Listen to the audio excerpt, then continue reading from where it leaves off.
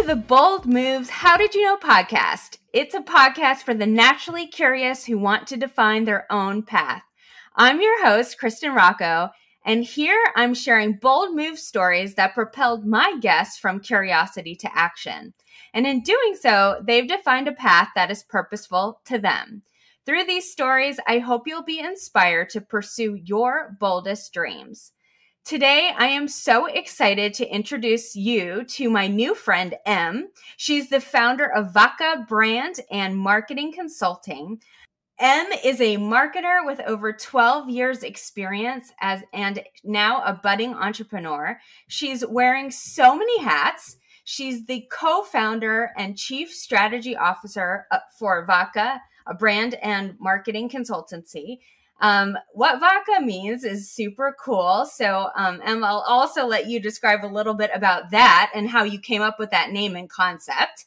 She's also an empowerment coach focusing on people from a culturally and linguistically diverse background. She's a mentor with a sisterhood, and she's recently joined the 4EB Radio, one of Queensland, in Australia's largest community radio station, as a volunteer host for the African program. She sits on an advisory board for the African Professional of Australia, and she's currently working on their brand strategy. And if that list wasn't enough, she's got several new projects she's working on. One of those includes launching a podcast called Voices Amplified next month in April, which will be dedicated to highlighting and elevating the stories of underrepresented groups in her community. Welcome to the show. Em, how are you today? I'm great, Kristen. Thank you for having me. I really appreciate you being here. I'm so excited for this conversation. I would love for you to introduce yourself a little bit better and pronounce your beautiful last name for these listeners. So my full name is Emmagness Ruzvidzo. And I always say, if you picture pronouncing reds and you can pronounce z. So it's a little trick for you there to pronounce Ruzvidzo. You did a great job introducing me. There's really nothing else I can add to that. So great job. Thank you. Absolutely. You are just starting your brand and marketing consultancy called VAKA, VAKA. Is that right? Yes. And can you tell us a little bit what that stands for and what the concept is all about? So VAKA in Shona, it means build. And I came up with this concept when I was thinking of what I wanted to work on next. And for me, building means setting a foundation that you can then build a solid structure. So based on my experience in some of the companies I've worked in, I was drawn to the strategy side of things because I know how to effectively build brands, to effectively build, marketing programs that bring tangible results. And if that's to succeed, you need to have a firm foundation. And that's what my consultants is all about. It's about building a firm foundation and then layering on the tactics but those tactics need to be built on a firm foundation. Oh, I love that so much. As a marketer myself, I can definitely relate to the most successful marketing programs come with that strategic foundation before everything else is brought in and the tactics are decided on. It gives you that foundation for the messaging and for the business differentiation, and it really shows you how to go and relate to your target audience. So that is such a cool way to showcase the strength of what setting that foundation can do for a brand. I love that. Switching into a little bit around, what the topic of this podcast is about, which is all about bold moves. I've had the chance to connect with you a little bit outside of the podcast, have heard a little bit about your story, and I can't wait to learn more. And so my first question is, how have you been bold in your life? and in your career? I've made some. Well, first of all, to me, being bold, like bold moves to me, is about being brave and being brave to step out of line. So we all set certain expectations of our lives, and being bold is, when you, it's deciding that the line no longer suits because who you were when you set certain standards and certain line is not who you are now. So being bold is, stepping out of that line. And I've made some bold Mhm. moves over the years. A few stand out. And my mom loves telling the story. When I was young, about 6 years old, we went for a picnic with my mom's friends. It was like a monthly thing. And some of the parents were going to what we call in Zimbabwe mountain climbing. And I insisted on going with them. Now, this wasn't for kids, this was for adults only. So it wasn't Uh-oh. advisable for a 6-year-old to go along. But I insisted. And one of the parents offered to carry me if I needed to be carried. But I climbed all the way up and came down without any assistance. And my mom said it was at that point she knew I could do anything I set my mind on. What a cool representation of your earliest memory of you really knowing that you were going to take chances and keep climbing no matter what happened. Absolutely. And I can see my little determined face at 6 years old. So that was so cool. And following up on that trend, when I wanted to go to uni, I was advised by people not to study marketing because if I wanted to become a CEO or to be taken seriously in the corporate world, I needed to study finance or to be a lawyer. I was determined to be a marketer, so I stuck to marketing. And I'm glad I did. And, in my career, once I started working in my early 20s, I was headhunted by Zimbabwe Cricket, which is the governing sport for cricket in Zimbabwe. And after meeting with Mhm. the managing director and head of public affairs, I assessed the situation and I asked for 50% more than the role offered. And I got it. Wow. So how did you get the courage and know your worth early on in your career like that? I just, for me, it's been, I grew up surrounded by powerful women, and I never witnessed any of them backing down from what they wanted.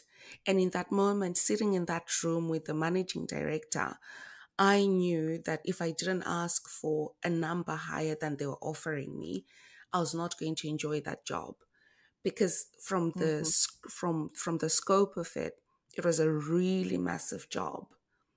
And I thought the salary they were offering did not, relate to what the job entailed. So I thought, hey, let me ask for Mhm. more. And he smiled and said, okay. That is a great story that shows you're never gonna get it if you don't ask for it.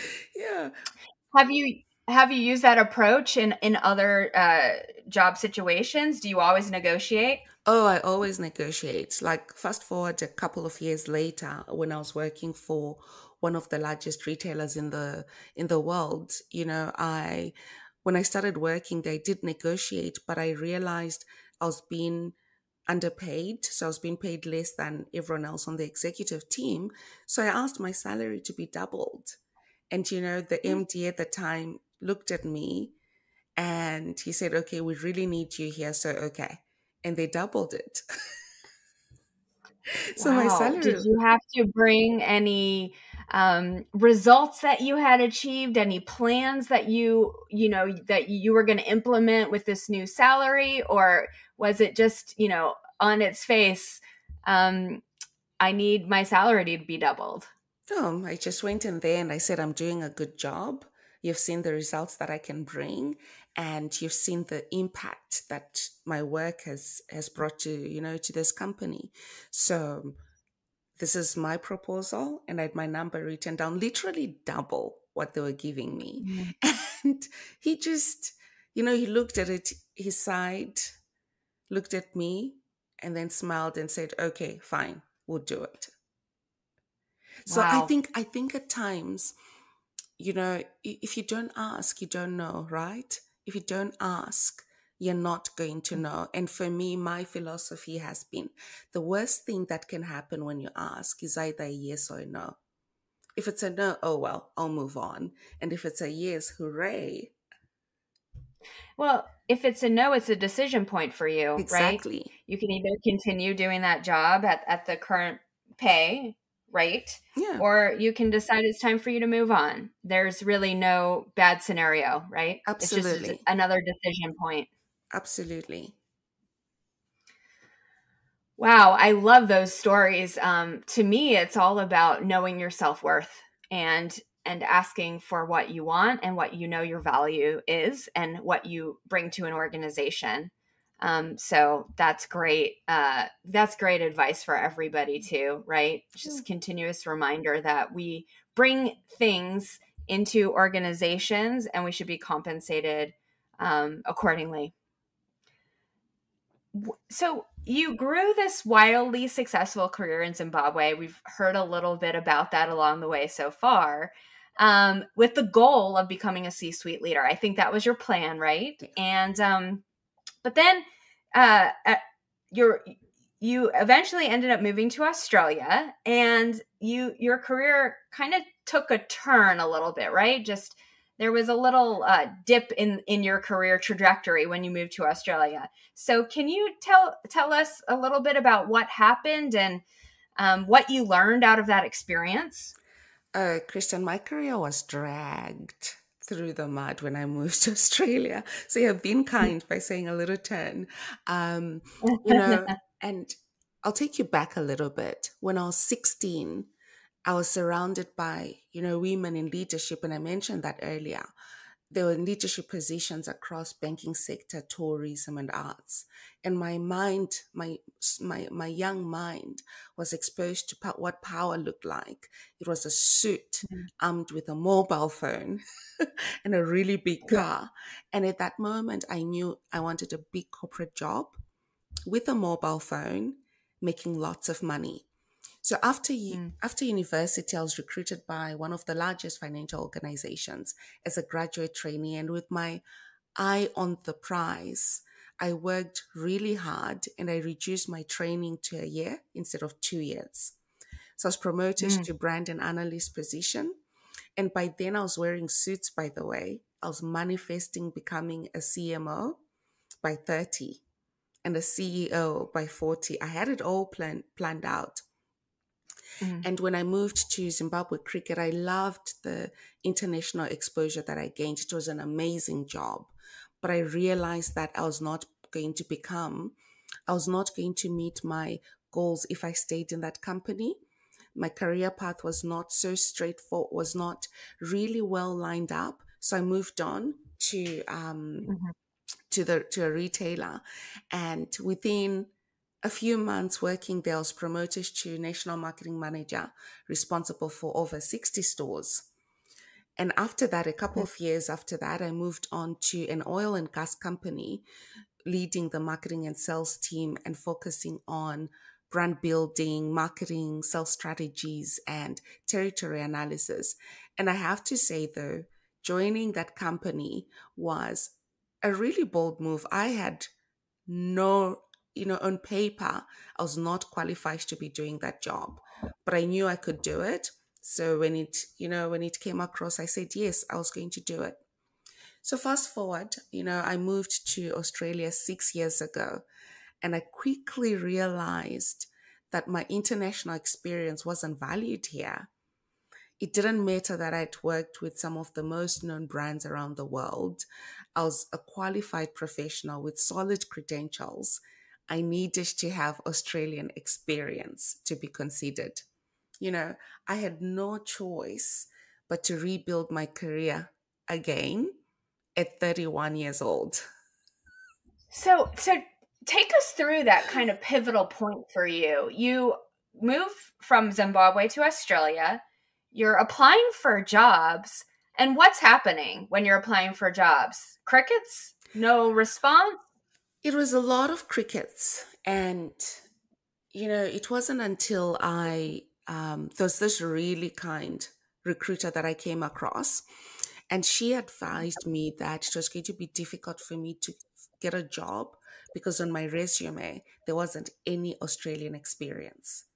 She could see I was qualified, she could see all of that. But for some weird reason, I am not sure if it's a system issue or if it's something that's laid out as a rule in most of these companies. But because I didn't have that Australian experience, I wouldn't be considered over someone with Australian experience, even if they were less qualified than me. Wow. Was it seems to me like it could have been a hit to your definitely your plans, to your ego, and maybe questioning why you had worked so hard just to come to a new place and have to start at the beginning. No, it was absolutely devastating for me. I had worked hard to get to where I was, and it felt like overnight, all of that hard work and experience was dismissed and irrelevant, and I was advised to remove my senior level experience in order to be considered for entry level jobs, which I did. Wow. And that hurt. It really hurt. I was proud of what I'd achieved in my career.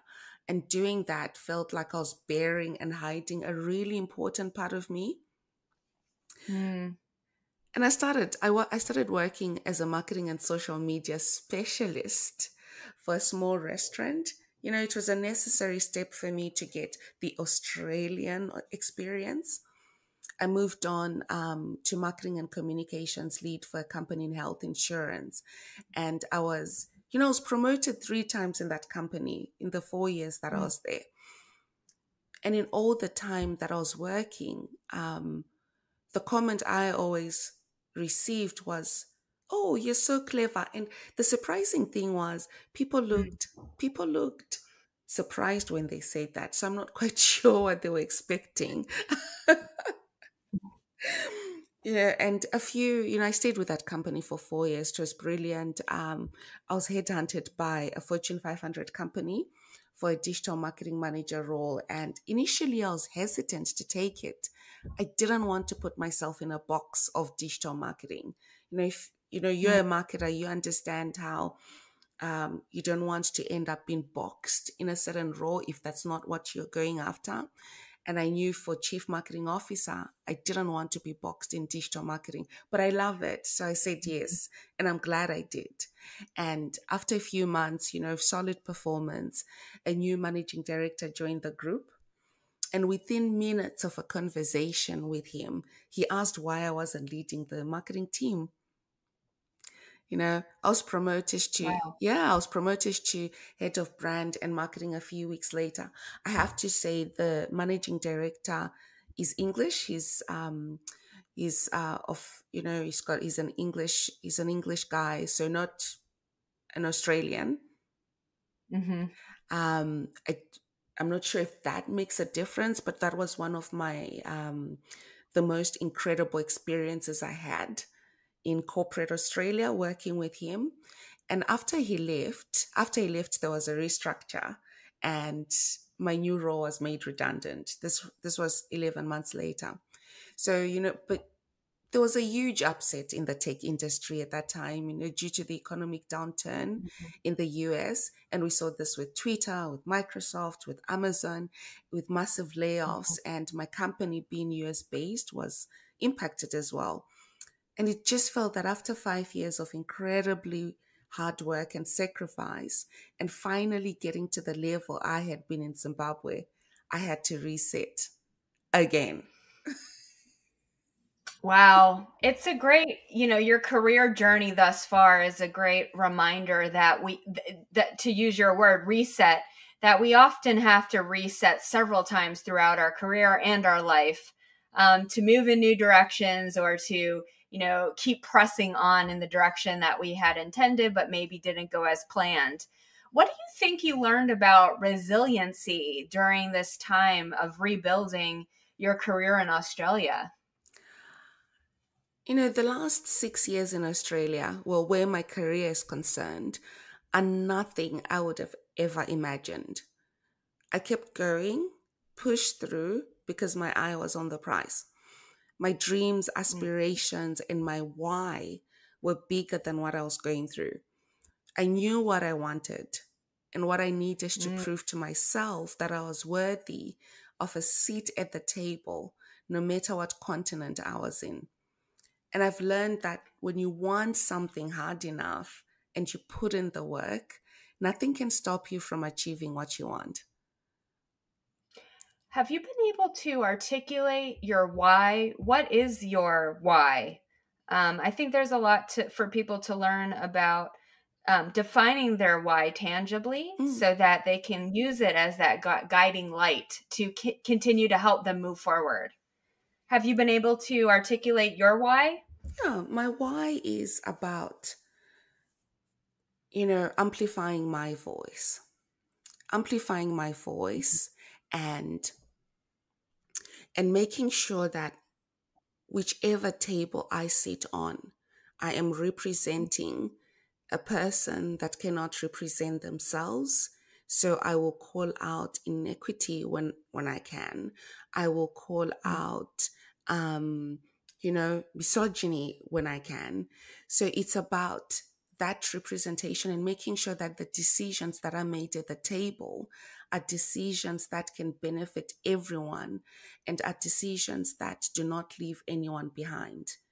And it's something, I recently read about the when NASA wanted to have the first walk, spacewalk, a full women team, but that had to be cancelled because the suits were designed for men.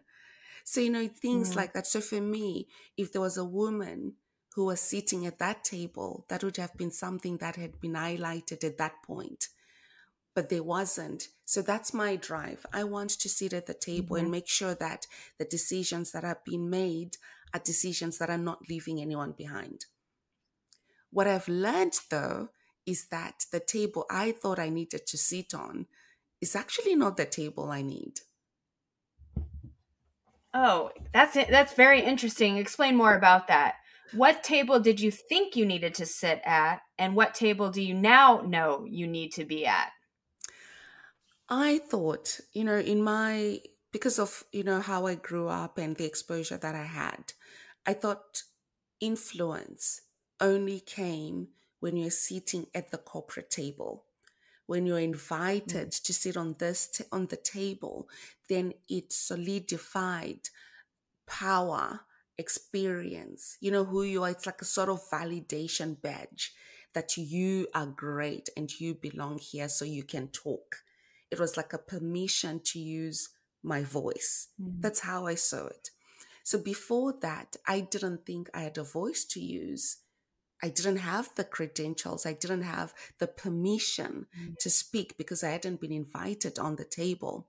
And for me, when we talking about bold moves, it's about that bravery when you're not being afforded a seat at the table and realizing that, I have to be bold enough to create my own table and to mhm. pursue my passion and to use my voice and not wait for permission because I have a voice and I have something to say and I'm going to use it. That's so awesome. I love that so much. I can relate to wanting to build my credentials in order to get the permission to have a say or to build that influence.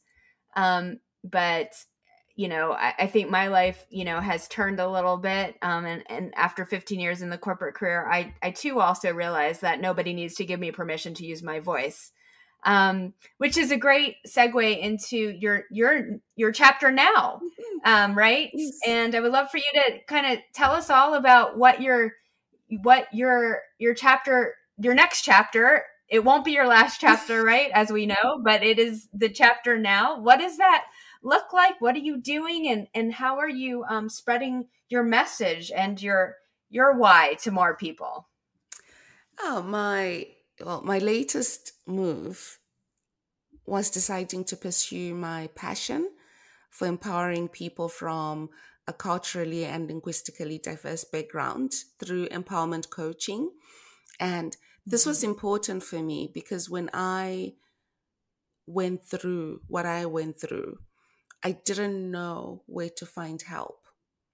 I asked for help, and I'm so lucky that I'm surrounded by people who uh, pushed me in the right direction. So I did find the help that I needed, but it wasn't easy to find help from someone who understood what I was going through and what I needed to push through.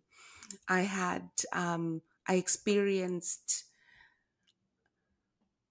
I went for there's this man who tried to help me, and he would listen, but I could tell he couldn't comprehend what I was talking about. It did not make sense to him. He had not walked in my shoes. He did not understand, and he saw what I was saying as excuses, not as my experience.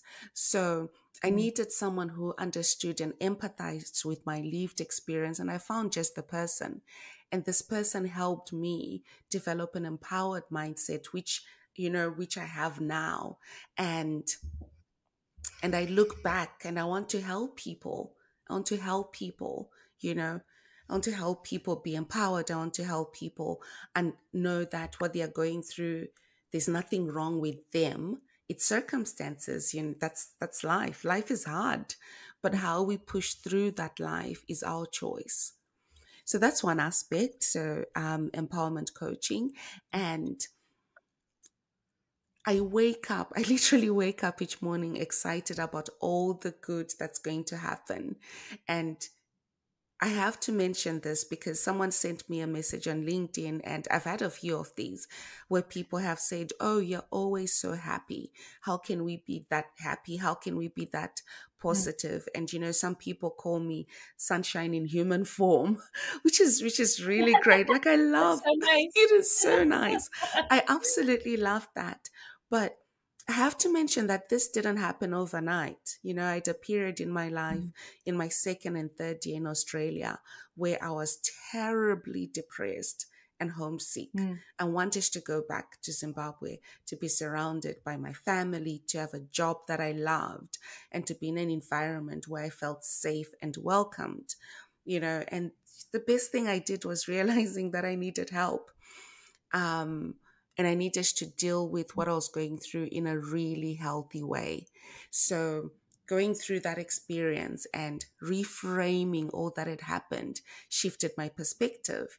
And this is why when, that role was made redundant, I did not attach myself to that role. It was a role that I did. I loved what I did, but okay, it's done. What's next? And after sitting for a while, I realized, okay, I want to use my voice. I want to influence the community that I'm in, that is, that has generously taken me in. How do I do that? It's by helping other people not go through what I've gone through. So, okay, got certified training in life coaching and got the tools and techniques I need for empowerment coaching. I'm a mentor with a sisterhood, and I wish, this is an industry-wide program for young women in the creative and advertising industries. And I wish this had been there when I moved to Australia to get the help that I needed in, resume writing, salary negotiations. I didn't need that. I was good. But it's the resume writing. Yes, clearly. 50% more. Yes. And now I sit on the advisory board for the African Professionals of Australia, and this is an organization equipping professional African migrants with the necessary skills and knowledge to thrive in this country. One thing that a lot of people are unaware of is when you migrate to Australia as a skilled migrant, from the moment, my friend already loves saying this, from the moment you land in this country, you start spending money. So there's no help, there's no assistance, you start spending money. And if you don't know where to get help from, it's easy to go for months or even years without getting a job in your chosen Mm. field. So a lot of people that I know that I've been talking to in the past few weeks have had to change their careers because they can't break through in their chosen, in their chosen industry or in Mm. their chosen pathway. They can't find the jobs because they don't have the Australian experience. So they always end up changing their career path, which I find really sad. So by being on Mm. this advisory board, I want to work with the team and really help more professionals coming into Australia to be equipped with, resume writing. If we can find them Australian experience in their chosen field, then help them get that. Yeah, that's really helpful work that you're doing, and being such a great resource, putting yourself in their shoes because you were in their shoes, and able to offer that, not only that advice to help them get going, but empathy. I'm sure that means so much to these professionals trying to get their leg up in a country that maybe that requires this Australian experience to even get your first job. I wonder, too, it seems like there may need to be a systemic change within corporations in Australia to recognize international experience as well. Is that something where the work you're doing on the board is also helping to influence change? Yes, so we are going to be reaching out to a few organizations to to give people an opportunity to work in the organizations. And I've come across I've come across incredibly Mhm. intelligent people who have moved and broken barriers in their careers in their home countries, and they come here and they end up working as, and this is not demeaning or undermining certain career paths, but for them, they did not move to Australia to become a cleaner, for example. That is Sure. not their career path, but they are forced to become that because they can't get a job in accounting, which they've studied for years and have experience in, or in marketing. I'm still to find someone that looks like me who is in a leadership position in marketing. So it's all these Yeah. things. And I think once people once there's acceptance that excellence comes in many different forms, we'll begin to see a really diverse workforce and a really diverse leadership teams across Australia. And I'm here for it. I'm here for it. I know it'll happen. I'm here for it. It will, and I am so excited to watch you be a part of that change in Australia. You're doing amazing things. If you were to give advice to somebody today, either somebody in your home country of Australia, or internationally, who's building a team and they're able to hire for their team, what would you want to share with them about leading a diverse and inclusive team that most people aren't getting right? My advice to them would be to be brave. And I like using this word a lot, brave.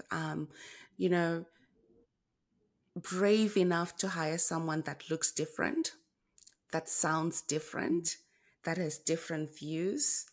Certainly consider the requirements for the job and assess suitability. But if their accent is a little bit different from what you're used to, be brave and hire them. I can promise you, and I can promise them, it'll be one of the best things they do for their organization and team in terms of innovation, expansion of knowledge, understanding of different cultures, learning how different we are, but still so the same. And it will be such an enriching experience for the team. And you can't get that from a book or learn this at school. There was once a huge debate on LinkedIn about hiring for diversity or token hires companies make in order to Mhm. appear more diverse. And there was a comment made by a certain gentleman that stayed with me for a while. And he said, why should we compromise our hiring process? And, with his title, this was a senior leader in an organization here in Australia. And the idea that being deliberately diverse means that a compromise has to be made on quality of candidates, on experience, on qualifications is a huge misconception founded in ignorance and prejudice that excellence only looks a certain way. And I've seen this play out so many times in my career. Yeah, it's an ongoing issue that I know everywhere in the world we continue to need to get better at, and so I'm glad to have you share more about how people can be more diverse and inclusive in their practices in the workplace and in life in general. My final question for you, Em, is what are some things you know today about being bold that you wish you would have known earlier on? Oh, I wish I'd It seems known. like you knew about being bold at 6 years old, but when you reflect on it. I wish I'd known that other people's opinions of me are not a reflection of who I am, but more Mm, of who they are and their projections. I wish, I'd never shrunk myself, my capabilities, what I bring to the table in order to make the people around me more comfortable. I struggled, particularly when I moved to Australia. My ambitious nature was at times frowned upon. And I let people's discomfort with that dictate how I moved forward in my career. Mentorship from an empowered woman and coaching really helped me realize that was never about me, but was always about them. And if my mm. blossoming made people uncomfortable, that was on them and not me. And, being bold can be really uncomfortable. But the more you show up as you are, the more it becomes Mm. second nature, and there's this freedom that's experienced um, when that happens. I love that. Thank you so much, Em, for joining me on the Bold Moves How Did You Know podcast.